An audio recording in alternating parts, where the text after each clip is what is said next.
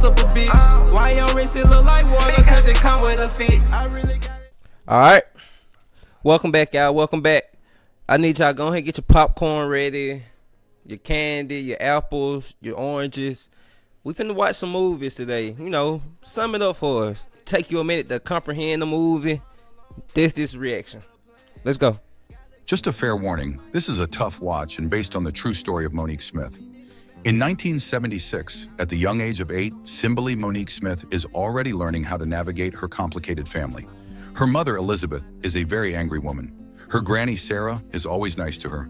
Her uncle Eddie is street smart. Uncle Leroy always wants to be the center of attention. Uncle Nelson is always in the background, and Elaine is Uncle Leroy's wife. One night while the adults play cards, Monique makes the mistake of asking her mother for water. Elizabeth snaps and pushes her. Granny defends the girl, but the others are quick to criticize her for being nice to Monique when she wasn't a kind mother to them when they were kids. Leroy steps in and offers to take her to her room. Let's just say Leroy deserves a fight. Okay. I haven't seen this video. I want y'all to have my natural reaction. So far, we know the characters. Okay, boom. So if I can predict what might happen, maybe a weirdo finna do something to her. I don't know this lady. I don't know her story. This what this recap for. So let's do it. Firing squad. Monique has always craved some motherly affection, but all she gets are slaps and hits from Elizabeth. At one point, Elizabeth grabs the child by the throat and pushes her to the floor. Leroy hears the commotion and enters Monique's room, and then once again takes Monique away. By 1986, Monique is now 18 years old. She has taken the test to join the Army, knowing that if she passes, the Army will pay for her college tuition. Elizabeth is against this, as she thinks Monique is stupid.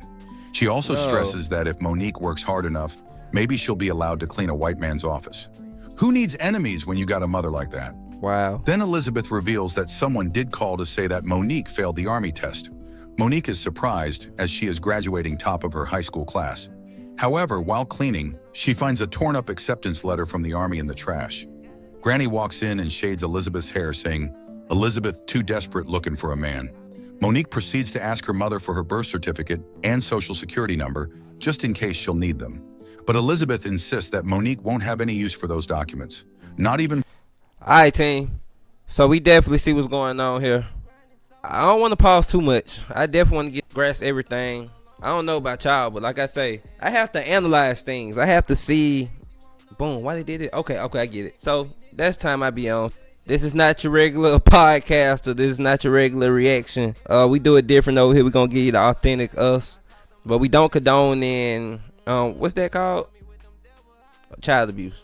You know, that can play a big thing. That's very deep. So child abuse is not something to play with.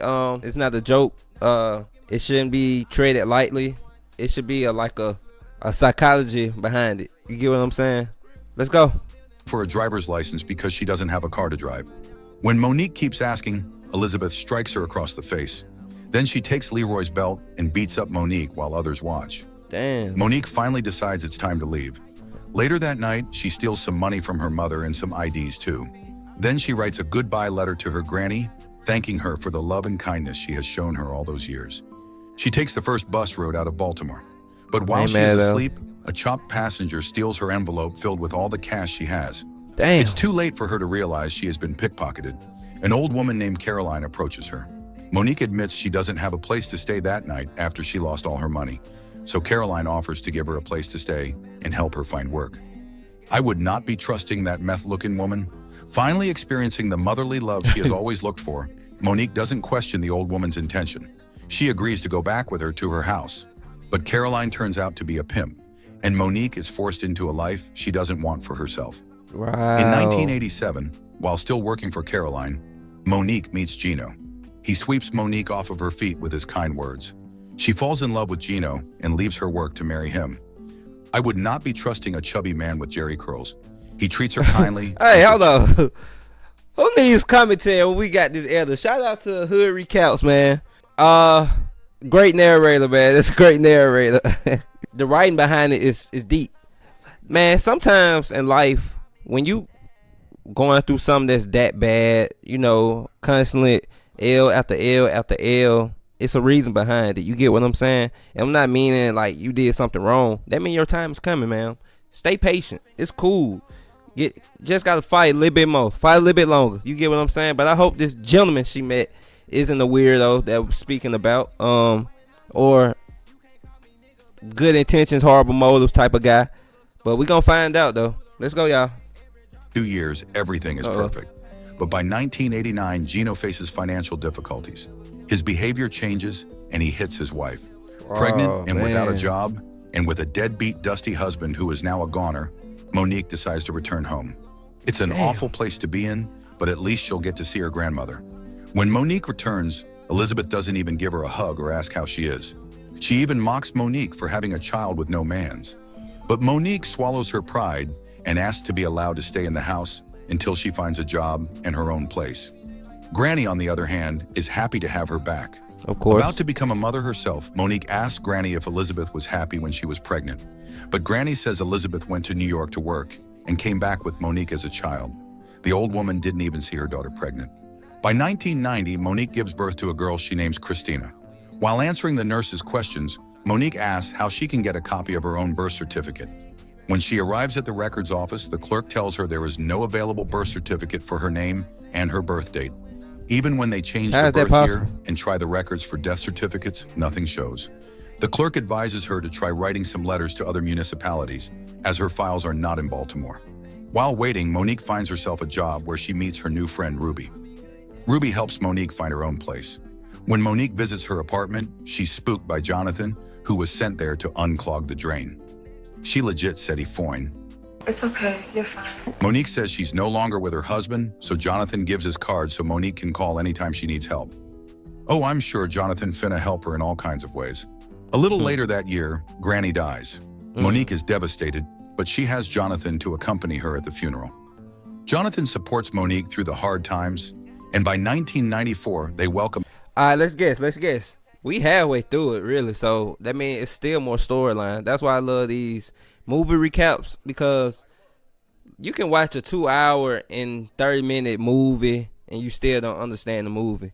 But if somebody can shorten it up in like 20 minutes and give you a good main idea, that's good. That's being two birds in one stone. Now, of course, you might want to watch the movie, but watch it. But if you don't understand it after you watch it, watch a summary, so then you'll understand it. Makes sense. A healthy baby boy they named Jonathan Jr. Jonathan thinks he's not the marrying type, so Monique assures him that even without proper documents, they are a family now. Girl, that's a big red flag. He's still married to another. After some time, Monique finally receives letters in the mail answering her inquiries. Unfortunately, it says in all the letters that they have no records of Cymbeline Monique Smith ever being born, nor is there a record of Elizabeth ever giving birth. Out of frustration and anger, Monique immediately calls and confronts Elizabeth and accuses her of kidnapping her. In the year 2000, Monique is overcome by the fear that her children will be taken away from her because she can't prove her real identity. Monique's kids think her fake family is their real family. Even so, Jonathan Jr. has a hard time making a family tree they need in school.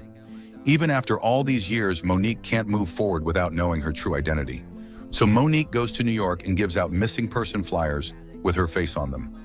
A writer from a newspaper, Stacia Lemons, notices and takes interest in her story. Stacia has done her research, and it turns out that Monique was never reported missing in New York. But Monique is sure that she was kidnapped by Elizabeth in the late 60s. Then she shares the tragic stories of her life. Monique reveals that Elizabeth has beaten her up before, to the point she was close to death. Her uncle Leroy did unspeakable things to her. Her uncle Eddie did the same. She never went to the police because she was scared, but Monique remembers her granny being kind to her. Now both uncles are dead, and hopefully they had an agonizing death. The two start digging for more information. Elizabeth has never found her birth certificate in any local municipalities. She checked in Baltimore Public. Hey, look how God worked though, man. Like I say, I was just speaking about it, y'all. L's after L's after L's after L's. Now she's coming up with something. Why? She kept going, kept fighting. So that's really the tool in life, man. Keep going, bro. It might take it may take a year. It may take 2 years, but keep going. Cause when you finna get, I promise you, it's gonna be worth it. That's all they say. Damn, earphone keep falling out, y'all. But that's all they saying, man. Let's see what the rest of her story is gonna be though. Schools and has found out they have multiple ones that matched her social security card. However, all had fake information about her. Unfortunately, her name is also not found in New York's Bureau of Vital Records. In conclusion, she has never existed as per all public records. When they reach a dead end, they visit Leroy's wife, Elaine. Monique reveals she's looking for her real mother, so Elaine shares what she knows. Elaine says that when Leroy visited Elizabeth in New York, she didn't even have a baby bump. But when she showed up at Granny's house around 1970 or 1971, she already had Monique. She says Monique was around 2 or 3 years old then. Elaine adds that Elizabeth got to enroll Monique in school only because of her schemes. Because she can't offer any more information, Elaine advises Monique to pay Barbara a visit. Barbara is Elizabeth's friend who frequented their house before. The pain is still real, and just seeing Elaine reminds Monique of Leroy locking the doors. Oh, Elaine knew what was going on. Elaine, a complicit hoe. Wow. Luckily, Barbara knows some backstory. She says that Elizabeth met Monique's real mom at a bar where she worked. The woman was on drugs and had 6 more kids. She thinks her name was Margaret or Mary. The woman asked Elizabeth to look after Monique when she left town, but the woman never came back. Elizabeth never reported it to the police because she thought Monique would have it worse in the system. Monique suddenly remembers when Barbara visited their house when she was just a kid. She showed Barbara her bruises, but Barbara ignored her and left. Barbara explains that if she said anything, everyone would get in trouble. Barbara, a complicit hoe too. Monique has spent so much time looking for answers that it has started to affect her relationship with Jonathan. Jonathan believes Monique shouldn't be seeking a family that never wanted her, and the family that loves her is at home waiting. But I get what you're going with it though, my guy. But at the same time, you gotta look at it from both perspectives. Okay, he is only saying it because he want his woman, he want his time. We get it. But now her, she's trying to like desperately find her life, really, her again, for real. She just want to know. She just want confirmation. So I don't blame her because you've been confused since you were born. Who can get mad at you for that, man? Nobody. That shit can go in a real life situation. So this testimony is getting deeper. How long we got? Okay.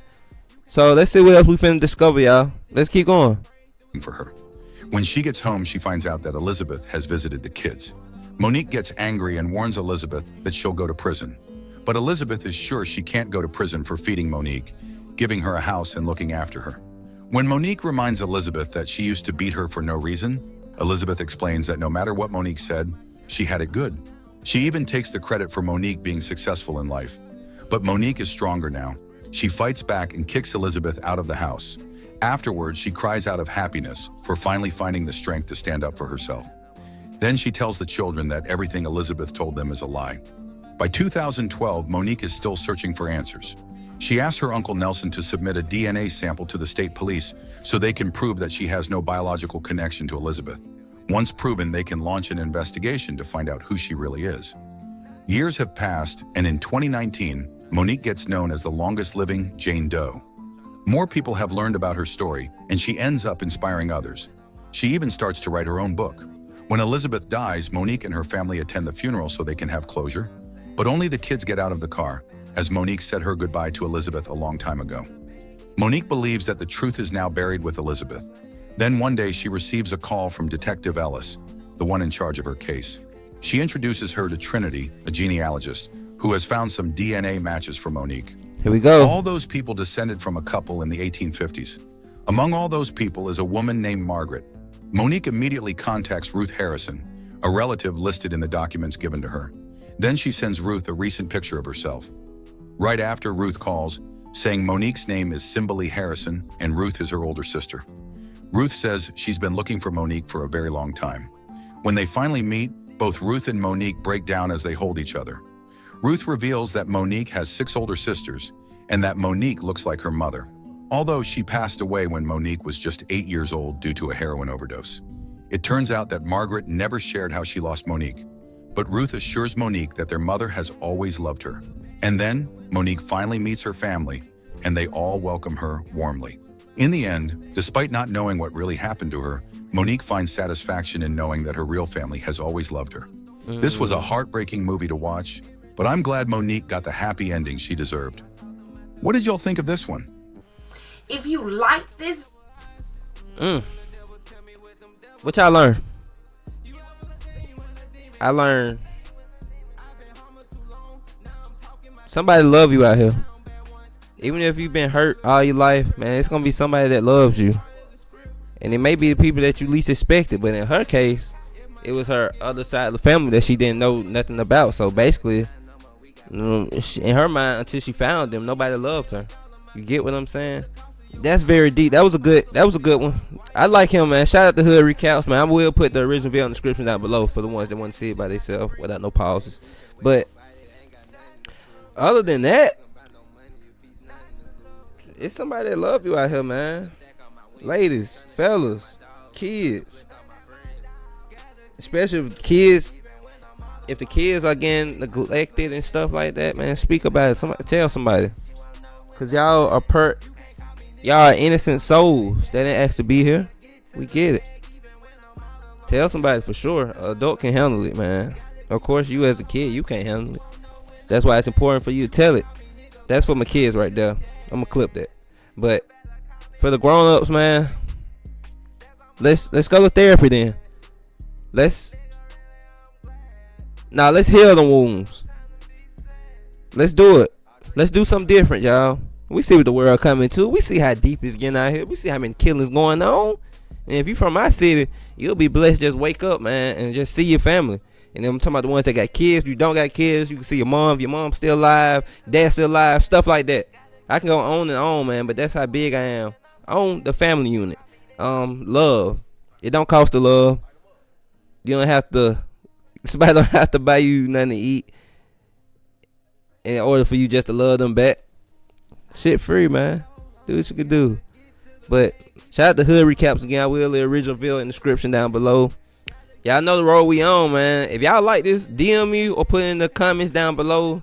We keep it simple, basic, but you gonna get the whole thing. You get what I'm saying? So I appreciate all the ones that been there from the start. Y'all know how we get. Nothing doesn't stop. Original video. Like, comment, subscribe. Follow on all social media platforms. Y'all see it right there. So let's do it. Let's do it. Let's go. VAA.